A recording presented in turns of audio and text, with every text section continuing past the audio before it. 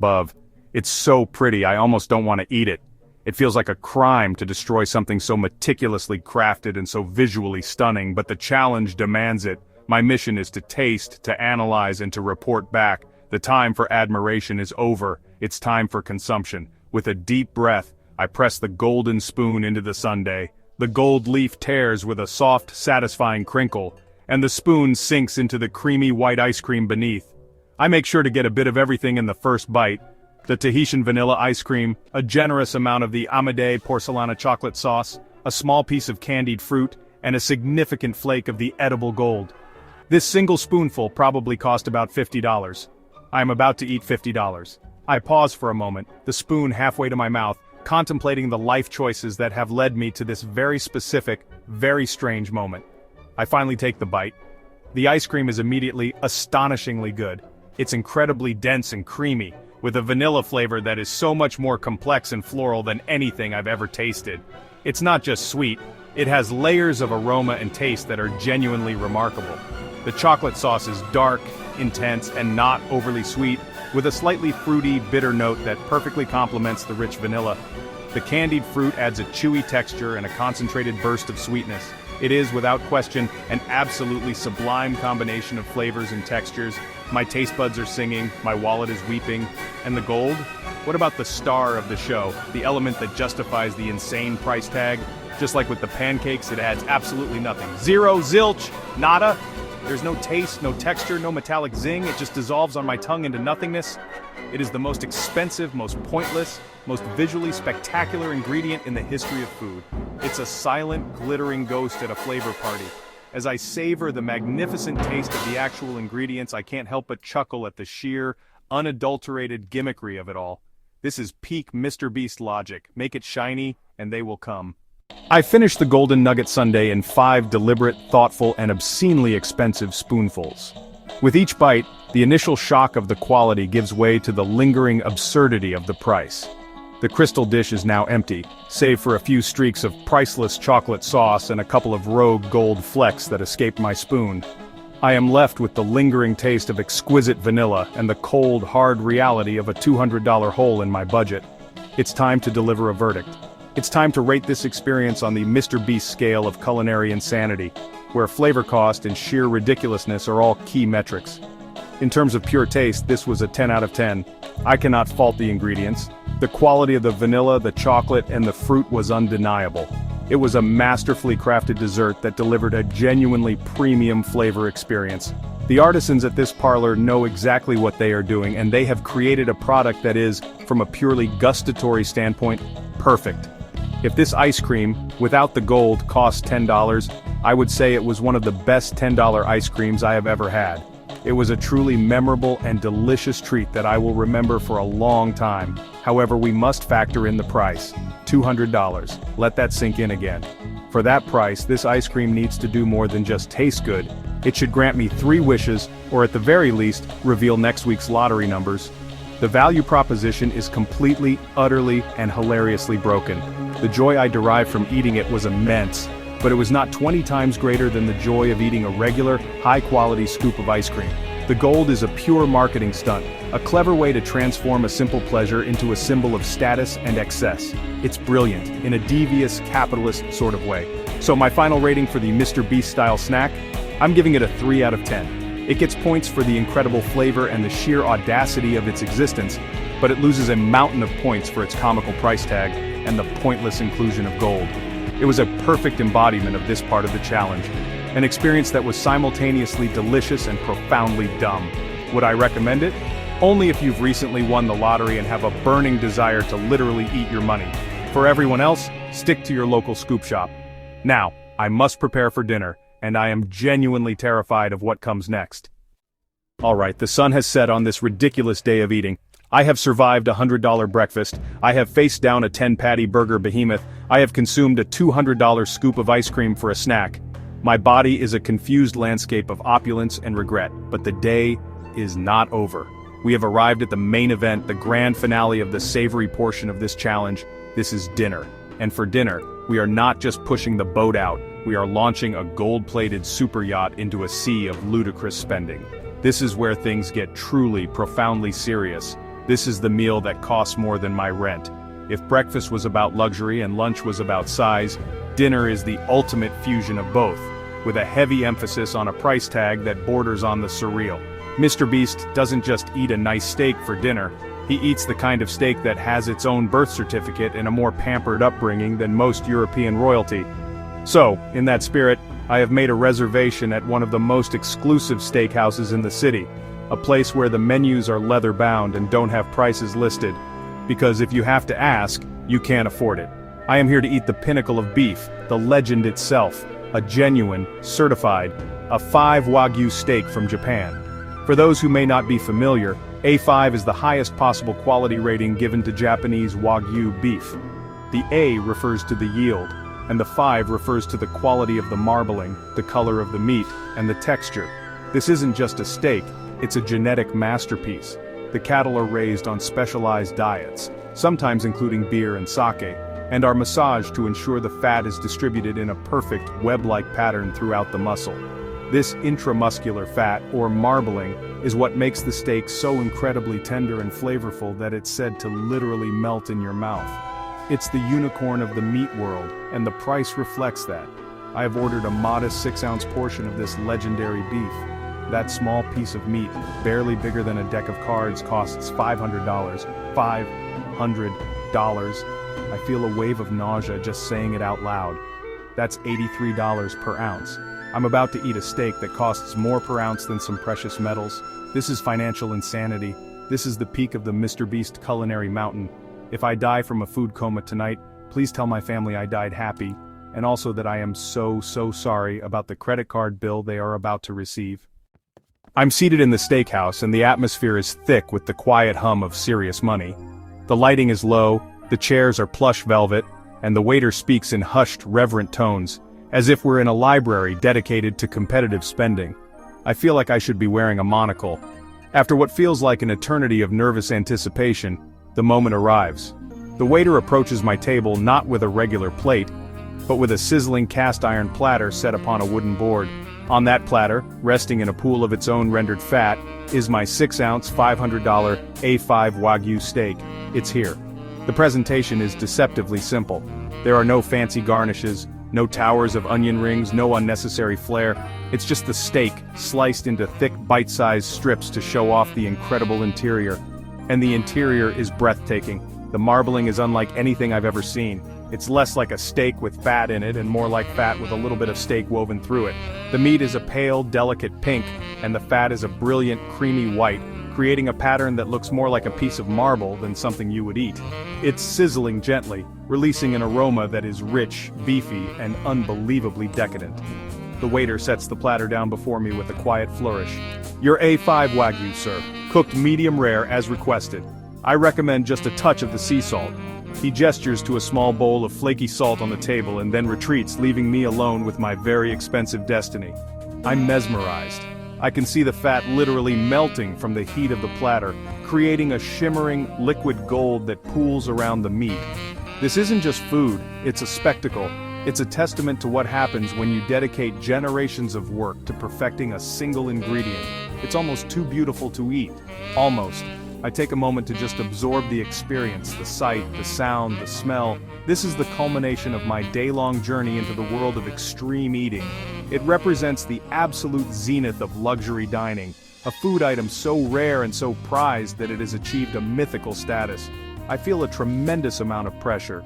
This steak carries the weight of a $500 expectation. It needs to be more than just good. It needs to be a transcendent experience. It needs to change my perception of what beef can be. The fork is in my hand. The moment of truth has arrived. My hands are actually trembling as I pick up my fork. I decide to follow the waiter's advice and go for purity first. No sauce, no sides, not even the salt yet. I just want to experience the unadulterated flavor of the Wagyu itself. I select a single, perfectly seared slice from the platter. It's heavy on the fork, dense with fat and promise. I can see the intricate webbing of marbling up close. It's truly a work of art. I lift the piece to my mouth, take a final steadying breath and place it on my tongue. And then, the world just sort of stops. The moment the steak touches my tongue, it begins to dissolve. I am not exaggerating. The fat has such a low melting point that the warmth of my mouth is enough to render it into a liquid state. It's the most surreal sensation I have ever experienced. The meat is so tender that it requires almost no chewing. It's like a buttery, beef-flavored cloud that simply melts away, coating my entire mouth in the most intensely rich, savory flavor I have ever tasted. It's beefy, but it's also nutty, sweet, and unbelievably complex. It's a flavor that has a beginning, a middle, and a finish that lasts for what feels like minutes. This is not steak. This is a different food group entirely. Comparing this to a normal steak is like comparing a child's crayon drawing to the Mona Lisa. They are both technically pictures, but they exist on completely different planes of reality. I take another piece, this time with a few flakes of the sea salt. The salt cuts through the richness just enough to amplify the beefy flavor, making it even more intense. Each bite is a revelation. I'm eating it slowly, deliberately, trying to commit every single sensation to memory. This is, without any hyperbole, the single greatest piece of meat I have ever put in my mouth. I understand it now. I understand the hype. I understand the price. This isn't just about showing off. This is about experiencing the absolute peak of what an ingredient can be. The dedication, the science, the art form that goes into creating this product is all present in a single mind-altering bite. It's a culinary experience that recalibrates your entire understanding of flavor and texture. For a few brief, glorious moments, I am not thinking about the $500, I am simply lost in a state of pure beef-induced euphoria. This is what it's all about. This is the Mr. Beast jackpot. I have finished the 6 ounces of A5 Wagyu. The platter is empty except for a slick of rendered fat that still shimmers under the dim lights. I'm just sitting back in my chair feeling this profound sense of satisfaction mixed with a little bit of beef-induced delirium that was, without a shadow of a doubt, a perfect 10 out of 10 culinary experience. It delivered on every single promise. It was transcendent. It was life-changing, an unforgettable meal that I'll be telling stories about for years. It was, in a word, perfect. And now, I have to confront the very imperfect reality of the bill. The waiter silently places the leather-bound check holder on the table. I open it with a sense of dread, and there it is printed in stark black ink, $500 plus tax and tip. My heart does a little flip-flop, even though I knew it was coming. Seeing it in writing is a shock to the system. This single meal cost more than my first car. I could have bought a new laptop, a round-trip plane ticket to Europe, approximately 1,000 tacos from my favorite truck. The contrast between the ephemeral pleasure of the meal and the very permanent damage to my bank account is just, wow, stark and slightly terrifying. So, the ultimate question of the Mr. Beast challenge rears its head once again: was it worth it? And for the first time today, the answer is not a simple yes or no. The $100 pancakes were delicious but not worth it. The $200 ice cream was a gimmick. But this is different. This was not just a meal, it was an event. It was a bucket list experience for any true food lover. It was less like buying dinner and more like buying a ticket to a once-in-a-lifetime show. It's an experience I will never forget. And in a way, how can you put a price on a memory like that? My final verdict on the $500 steak is complicated. For an everyday meal, it is an absurd, unjustifiable expense. However, as a special occasion, as a singular peak life experience, I'm actually going to say, yes, it was worth it. I feel dirty saying it, my inner frugality is screaming in protest, but the experience was so unique and so perfect that it almost justified the insane cost I ate like Mr. Beast for dinner, and for the first time I think I truly understood the appeal. It's not just about spending money, it's about spending money on perfection. Now I must prepare for dessert and my stomach, soul, and wallet are all praying it's free. I am at the absolute precipice of human endurance. The A5 Wagyu steak was a glorious, transcendent peak, but it was a peak I summited on a mountain made of pancakes and burgers. My body is a war zone. My stomach has raised the white flag and is currently negotiating terms of surrender. I have experienced luxury, I have experienced scale, I have experienced a level of richness that should honestly be illegal. By all logical accounts, this challenge should be over. I should be at home, curled up in the fetal position with a glass of water and a lifetime of regret. But this is the Mr. Beast challenge, and there is one final hurdle to overcome. There is still dessert. We can't end a day of such epic consumption on a savory note. That would be like watching a blockbuster action movie with no final explosion. It would be an incomplete narrative. No Mr. Beast day is complete without an insane, over-the-top, sugar-fueled finale. He's famous for his $1,000 milkshakes and cakes with more layers than a geological survey. So, I must rally my few remaining functioning brain cells and my profoundly overworked digestive system for one last stand. For this final course, I'm combining the core tenets of the challenge. It needs to be both comically large and wonderfully ridiculous. It needs to be a dessert that makes you laugh and cry at the same time. After the crippling expense of dinner, I couldn't stomach another three-figure price tag. So I've pivoted from pure expense to pure, unadulterated chaos. I found a local pizzeria that has a reputation for culinary madness, a place that looks at a pizza and sees a blank canvas for mayhem. They offer something that perfectly encapsulates the spirit of this challenge. It's not a cake, it's not a sundae, it's not a milkshake. It is, and I can't believe I'm saying this, a full-sized 16-inch chocolate pizza. Yes, a pizza, but instead of dough, sauce, and cheese, it's a monument to sugar. It's diabetes in a box, and I've ordered one for myself. The description alone is enough to send a shiver down the spine of any dentist. It starts with a giant chocolate chip cookie base, baked to be soft and chewy in the middle. Instead of tomato sauce, it's slathered with a thick layer of warm Nutella. In place of cheese, it's covered in a blanket of melted milk and white chocolate. And for toppings? Oh, it has toppings. We're talking crushed Oreos, M&Ms, chocolate shavings, gummy bears, and a decadent swirl of caramel sauce over the entire thing. It is a dessert designed by a 10-year-old who just won the lottery. It is an abomination, it is a masterpiece, and it is on its way to my house right now. The doorbell rings and it feels less like a delivery and more like a summons. I drag my weary body to the door, and am greeted by a pizza delivery guy who has a look of profound pity in his eyes. He hands over the familiar square cardboard box, but it feels unnaturally heavy, dense with the weight of its sugary sins. The box is warm to the touch and a rich, overwhelming aroma of chocolate is already seeping through the cardboard, filling my hallway with a scent so sweet it almost makes my teeth ache. I carry it to the dining table, the same table that has already witnessed so many culinary triumphs and tragedies today, and prepare for the final act. I lift the lid, and the sight that greets me is one of pure, beautiful, unhinged chaos. It's even more magnificent and horrifying than I had imagined. The sheer scale of it is staggering. This isn't a personal-sized dessert, this is a dessert meant for a child's birthday party, where all 20 children have a dangerously high tolerance for sugar. The melted chocolate on top is a swirling vortex of brown and white glistening under the lights. The candy toppings are scattered across the surface like a vibrant edible mosaic.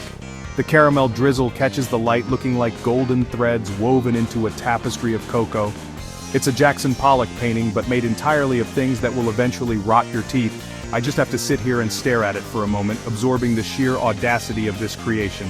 This is the dessert equivalent of the Leviathan burger. It's a challenge of volume, a test of will, a monument to excess. It's not elegant like the Wagyu, or pretentious like the gold leaf ice cream. It is loud, obnoxious, and shamelessly indulgent. It is the perfect chaotic bookend to this day of Mr. Beast-inspired eating. It feels profoundly fitting that my journey into the world of extreme consumption will end with me trying to eat a slice of something that is essentially a giant flat cake, pretending to be a pizza. I grab a pizza cutter, the metallic wheel seeming wholly unprepared for the task ahead. I press down and slice into the dessert. The sound is not the crisp crackle of a pizza crust, but a soft, squishy tear through layers of cookie chocolate and candy. It's a messy operation. The warm Nutella and melted chocolate stick to the cutter, creating long, gooey strings. Lifting the first slice out of the box is a structural challenge in itself. It droops under its own weight, a heavy triangular slab of pure, unadulterated sugar. I place it on a plate where it slumps with a defeated sigh. This is it, the final battle, me versus the chocolate pizza. I'm holding the first slice of chocolate pizza in my hands. And honestly, it's an engineering marvel of instability. It has the structural integrity of a wet paper towel. The warm, gooey toppings are already starting to melt and drip onto the plate, and probably onto my hands too. There's just no clean way to do this. This is going to be a messy, primal experience. I take a deep breath, steeling myself against the impending sugar rush, and take a massive bite. The immediate sensation is an overwhelming tidal wave of sweetness. It's a full frontal assault on my taste buds, a blitzkrieg of chocolate, hazelnut, caramel, and, yeah, more chocolate. The cookie base is soft and chewy, just as promised. The Nutella is rich and creamy. The melted chocolate adds another layer of decadent texture. The candy toppings provide a much-needed crunch, a little island of solid ground in a sea of gooey deliciousness. It is, in the most juvenile and unsophisticated way possible, absolutely incredible. My inner child, the one who used to dream of swimming in a pool of chocolate, is screaming with joy. My adult self, the one who understands concepts like insulin resistance and cavities, is weeping in a corner. Each bite is a chaotic mix of textures and an unrelenting symphony of sweetness. After 3 or 4 bites, however, a new sensation begins to emerge. It's a feeling I can only describe as sugar fatigue. My palate is so completely saturated with sweetness that it's starting to lose the ability to distinguish between the different flavors. It's all just melding into one singular monolithic note sugar. The initial joy is being replaced by a sense of duty. I'm no longer eating this for pleasure, I'm eating it to complete the challenge. My jaw is tired, not from toughness, but from the sheer chewiness of the cookie and caramel. This dessert is actively fighting back. It's trying to defeat me through sheer relentless sweetness. I manage to finish the first slice and I feel a sense of accomplishment that is immediately overshadowed by a profound sense of fullness. I look at the remaining 7 slices in the box, and it feels like I'm at the base of Mount Everest, having just climbed the first 10 feet. There is no part of me, physical or psychological, that wants another bite. I have hit the wall. The chocolate pizza has broken me. I am surrendering. I wave the white napkin of defeat. The dessert wins. This is just too much. It's a glorious, delicious, and utterly insurmountable challenge. Is it truly worth it? No, but was it the perfect Mr. Beast dessert? Absolutely. Here I sit, defeated. Before me lies the remains of the chocolate pizza, a monument to my own hubris. I conquered one slice, but the pizza as a whole has conquered my spirit. My stomach is churning, my head is buzzing from the sugar, and honestly, I think I can hear colors. This dessert was the final boss, and it used its ultimate move, a sugar coma-inducing KO. This was less of a dessert and more of a declaration of war on my pancreas. It was a fittingly absurd end to a day dedicated to culinary excess. It was in every sense completely and utterly over the top. Let's try to rate this monstrosity. In terms of flavor, it's a complicated picture. The first 3 bites were a 10 out of 10 on the childhood glee scale. It tasted like every sweet craving I've ever had was put into a blender and served on a cookie. After those first few bites, however, the flavor score plummeted to a 2 out of 10, as it just became a monotonous, overwhelming wave of pure sugar. So let's average that out to a solid 6. It's delicious in theory, but overwhelming in practice. It's a dessert that is best enjoyed in a very small dose, or perhaps just admired from a safe distance. The true genius of this dessert, however, lies in its value as a spectacle. It is the embodiment of the Mr. Beast ethos. It's big, it's messy, it's shareable, and it's something you would absolutely order for a video or challenge. It generates a reaction. When you open that box, you can't help but laugh at the sheer ridiculousness of it all. It's a food item that is designed to be talked about, to be photographed, to be dared. It's not about fine dining or complex flavors, it's about fun, chaos, and creating a memorable, if slightly nauseating experience. And in that regard, it is a resounding success. So my final verdict on the chocolate pizza, it's a perfect 10 out of 10 on the Mr. Beast-o-meter, but a 1 out of 10 on the should a single human ever attempt to eat this scale. It was the straw that broke the camel's back, the final nail in the coffin of my appetite. It was a sweet, sticky, and messy surrender. As I lie here on the floor, surrounded by the remnants of my day-long feast, I am filled with a profound sense of relief that it is finally over. This day has been a wild ride, a journey to the heart of culinary madness, and now I think I need to go into hibernation. Okay guys, the 24 hours are officially over. I have survived. I am sitting here now surrounded by the ghosts of meals past, an empty box that once held a $100 pancake, the greasy platter that was the Leviathan's tomb, the tiny crystal dish from the $200 ice cream, the pristine plate from the life-altering steak, and the colossal box containing the defeated chocolate pizza. I am no longer a man. I am a monument to poor decisions. I am a walking, talking food coma zombie, a shell of my former self, animated only by the sheer quantity of sugar and fat currently coursing through my veins. The journey is complete, and I am left to survey the delicious, expensive wreckage. Reflecting on this entire experience feels like trying to remember a fever dream. It was a whirlwind of extreme flavors, textures, and price tags. We started the day with gilded pancakes that cost more than a phone, a true exercise in pointless luxury. Then we stared into the abyss with a 10-patty burger that defeated me not with its price, but with its sheer unadulterated mass. We had a snack that was a masterclass in financial absurdity, a single scoop of ice cream that cost more than a week of groceries. We ascended to culinary heaven with a $500 steak that genuinely melted in my mouth, and then plummeted back to earth in a messy, chaotic crash, landing with a chocolate pizza. This challenge was about more than just eating expensive or large food. It was an exploration into a mindset, a deep dive into the philosophy of extreme content and extreme consumption. What did I learn? I learned that edible gold is the world's most pointless ingredient. I learned that my jaw has its limits, and that 10 patties of beef is well beyond them. I learned that there is in fact a steak so good it can almost justify a price tag that would make a banker weep. And most importantly, I learned that my body is a temple, and for the last 24 hours I have been treating it like a bouncy castle at a state fair. My stomach needs a break, my wallet needs intensive care, my soul needs a salad. Was eating like Mr. Beast fun? Absolutely. It was a hilarious, memorable, and utterly ridiculous adventure. It was an experience I will never forget, partly because of the incredible food, and partly because I suspect I will be paying it off for the next several months. The physical toll is real, folks. I feel like I've run a marathon, but the only thing I've been exercising is my jaw and my credit card. I am officially, certifiably, and profoundly full. I don't think I'll be able to look at a burger for at least a month. So, after all is said and done, what is the grand takeaway from this epic day of eating? The Mr. Beast approach to food is a fascinating spectacle. It's a world where the line between a meal and entertainment is completely blurred. Some of it is pure gimmickry, designed to shock and awe with flashy ingredients and insane price tags.